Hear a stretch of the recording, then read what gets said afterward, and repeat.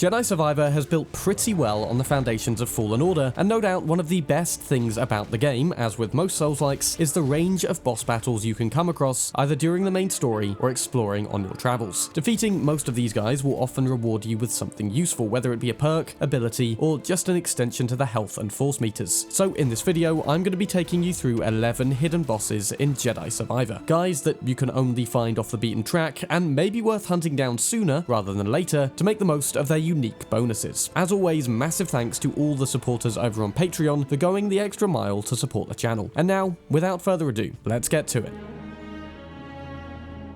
First up here, one of the earliest hidden foes you can come across is the iconic Rancor. As you're coming into the main town on Kobo, right by this campfire, you'll want to have a quick chat with this woman who'll send you into a cave to locate some missing miners. Getting to the end of the cave, we'll realize they were the unfortunate victims of a Rancor that's made its home there. Unfortunately, unlike with Boba Fett, there's no hope of taming this one, so we have a very tough early fight on our hands. Luckily, the respawn point is just above its lair though, so you can try over and over again until you succeed. I really kind of enjoyed this boss. It's tough, especially for early game, but the key to success is in memorizing its moves and figuring out an attack strategy. Learning how many times you should strike when he's staggered, as well as whether to parry, dodge, or jump specific attacks, makes it a good fight for the calm and patient Jedi. Just watch out for that grab attack, especially because that's an insta-kill no matter what. When you finally do defeat the Rancor, big congratulations. You can unlock the Shatter perk, which will break enemy stances more quickly, and is particularly worth having from the early game against enemies like the Bedlam Raiders. But what's that, I hear you say? We've had one, yes. What about second Rancor? Well, funny you should ask, because if you head back to Coruscant later and make your way right back to the starting area, then you can enter this force tear called Fractured Malice, where you'll be forced to fight not one, but two Rancors. Now, the whole reason I actually found the first one defeatable is because it was just one creature's moveset to keep track of. Two, that's going to be tougher. I'm going to recommend ranged attacks like the Blaster, or better than that, lightsaber throw, for a bunch of less risky damage. But yeah, if you want another late game challenge, then head there. There's another enemy on Coruscant though, whose presence you'll notice at the start of the game, but you won't be able to fight until much later. Heading back to the meat factory once you've unlocked the electrical charge upgrade, return to these metal doors and shoot the electrical doodad right here. Inside is a throwback to one of the Zephonian enemies from the first game, a Jotaz, or a Jotaz? We fought the Rabid Jotaz as a boss in Fallen Order, and to be honest, it's been a while, so I don't remember exactly how tough that one was, but the Frenzied Jotaz, well, personally, I didn't find them too difficult.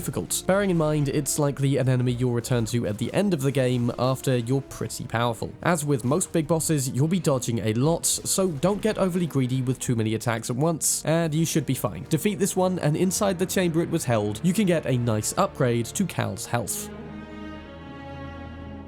Our final hidden Coruscant boss then is just back here, not too far out the hangar bay. DL1T, or D-Lit, is a sentry droid which you'll again need the electrical darts to access. He's a bit tougher than regular sentries, sporting the same kind of cream colour that the specialised security droids have, but being a lonesome droid, he's not too tough to defeat. Just don't get too cocky when both his arms fall off, because that's arguably when these droids become most aggressive and dangerous. Once you've defeated this one, head back to the room to unlock the ability for BD1 to hack into lesser sentry droids who have low health. Again, they won't have any arms at that stage, but they can still prove a useful ally in tougher combat situations. Great, now head back to the Mantis and return to Kobo, where the majority of these hidden bosses can be found. Arriving back on Kobo, first you'll want to head to the Untamed Downs region to about here, where you'll find a bunch of these mines following you, as well as a green shield. You'll of course need the ability to pass through these before you can access this one, which is unlocked through the main story. Head into the tunnel, right to the back, and you'll also need a force lift ability to get through this next door. Inside you'll find a handful of B1s, as well as a legendary droidica. E3V3 is tougher than most, and will normally drain all your block stamina with incessant blaster fire. I'd recommend the crossguard stance to defeat this one, as well as hiding behind this thing if you need to regain some stamina. Once defeated, head to the room behind for a health essence upgrade. We can also learn that this droidica was in fact more powerful on account of being heavily modified by Ravis himself, more so than most of the other battle droids that he reprogrammed. In that same vein, the Massiff is a specialized Magna Guard which has also been modded in quite the similar fashion. This one can be found right by the Yurt barracks in the Separatist supply ship and is accessed by climbing this wall round here, then doubling back on yourself to reach this door. Opening it up with force lift, then be prepared for a fight with a fair amount of parrying. This one felt pretty similar to most of the saber duels in the game, albeit significantly quicker. Just watch out for this long flurry attack and you should be all good. Once defeated, go grab your reward, which in this case is a bonus skill point. Nice.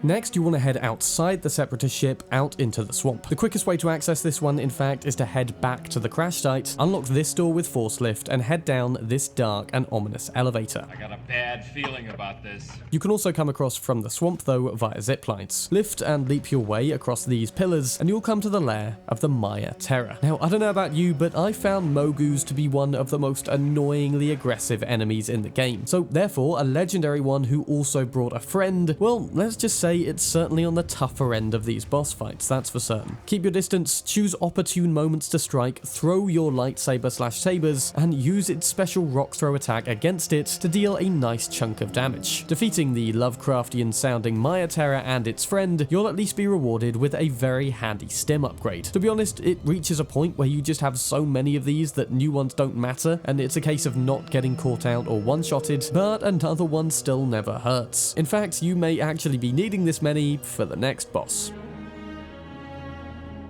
For a starter planet enemy, Oggdo was certainly no walk in the park back in Fallen Order. I remember probably grinding for about an hour running back to that guy each time for another shot, so with this one it's good news and bad news. The good news is the spawn point is a tiny bit closer to this one, but the bad news is that the spawn of Oggdo is way tougher than its ancestor. Sure, our powers may have doubled since last we met, but as Count Dooku would say, good.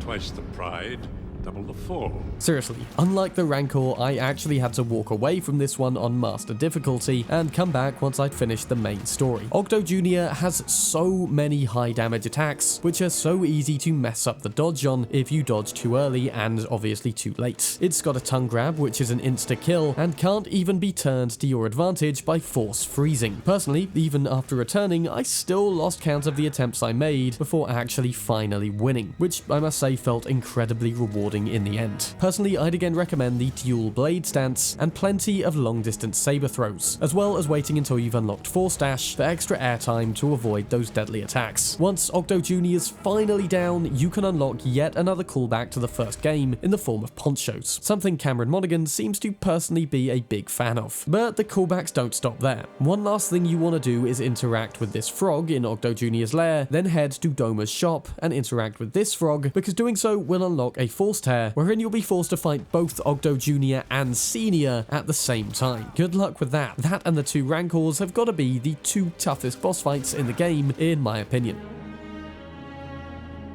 So I think on that note, it's the perfect time to give an honourable mention to the least tough boss in the game. Rick the Door Technician ain't exactly a hidden boss, but I just want to take a moment to pay tribute to this man who died valiantly trying to save what he loved by fighting what he hated. I also wish Rick had secretly been the most powerful boss in the game, a little bit. A Stormtrooper with just an insanely massive health bar or something, but nah, this is just funny. It also goes to show how by simply giving a Stormtrooper a name and a profession, it's actually possible to make us feel bad about killing them. Hey, maybe we should name all of them like the clone troopers. See if people avoid combat with stormtroopers more, I don't know. Anyways.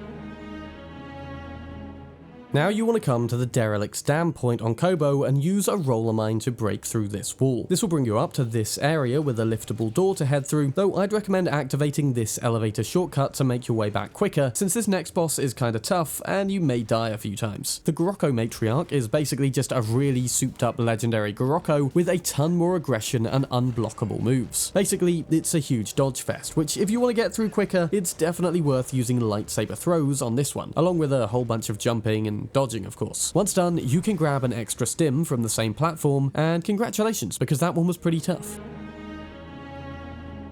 Now, Kobo's final hidden boss, in my opinion, is a way easier fight than the Gorocco, and it's a legendary Bilemaw. Pretty well into the late game, you'll want to talk to Mosey, who'll direct you into the fogged expanse to defeat the vile Bilemaw. You're going to want to cross this zipline, then in this area where you normally jump over, just jump and slide down into the vile Bilemaw's den. It's a huge thing with a pretty hefty ram attack, but just keep a fair distance and you should be all good. It might have been a pretty tough enemy in the early game, but by later on... Oh, I don't think so. What's more, you'll actually unlock a special perk from this one, which is the Fortitude perk. Something I'd actually recommend for those huge boss fights, where you want to win as quickly as possible, as getting hit by those guys is already a death sentence. It basically makes the game more realistic by having you deal more damage, but also taking way more damage too.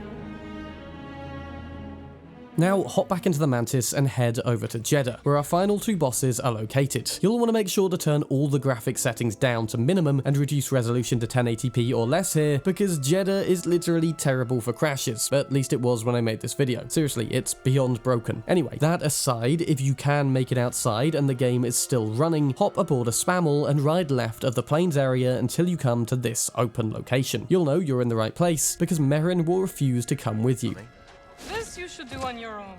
Wow, thanks Merrin. Anyway, out in the sands, you'll have to fight the Golden Skriton, a legendary foe with a nigh-on impenetrable defensive claw covering its fronts. Jumping to its side and getting in as many stray hits as you can then, eventually its claw will in fact be sliced off, after which the rest of the fight will be a walk in the park. Head into the cave for your reward, which in this case is the Unflinching perk, a useful and cheap perk for those who favour the blaster stance, allowing you to take a hit without being interrupted whilst charging the blaster.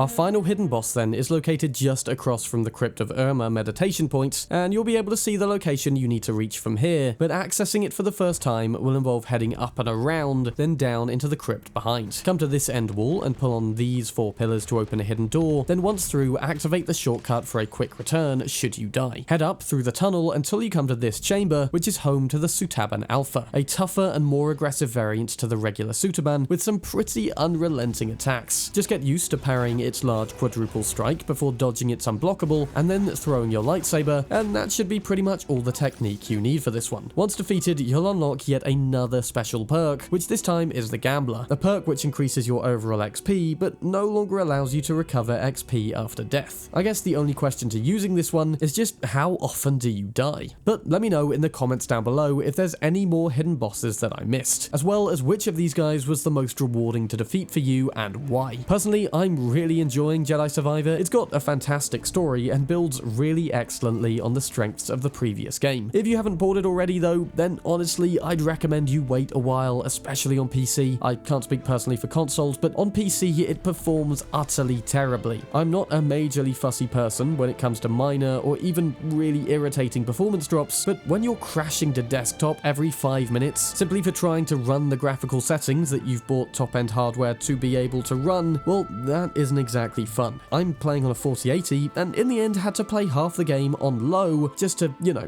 actually finish it. And even then, there was still the odd crash. And yes, I did all the things like update the graphics drivers, close demanding programs, etc. This is a game problem that a lot of people are having. So yeah, if you can bear to wait, then seriously, I'd suggest you do for a better experience in the end. Tough as that is to do. But either way, I hope you enjoyed this video, hope you found it useful. I'm Sam Bram, and I'll see you very soon in another video.